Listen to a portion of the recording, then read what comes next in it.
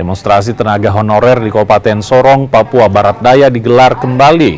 Aksi ini jadi yang kesekian kalinya. Kali ini demonstran menyegel kantor Bupati Sorong dan seluruh kantor dinas. Dampaknya, aktivitas pelayanan terhadap masyarakat terpaksa dihentikan sementara. Demonstran akan terus menggelar aksi hingga mendapatkan jawaban yang pasti dari pemerintah daerah tentang nasib dan status mereka. Dia menyampaikan bahwa berjanji bahwa formasi 2021 ini khusus untuk honorer. Tetapi apa yang kami alami? Formasi 2021 begitu lalui, hasil begitu dibuka, formasi 2024 masuk lagi. Baru bagaimana dengan kami nasib honorer yang ada di kabupaten ini? Yang sebanyak 1000 lebih ini.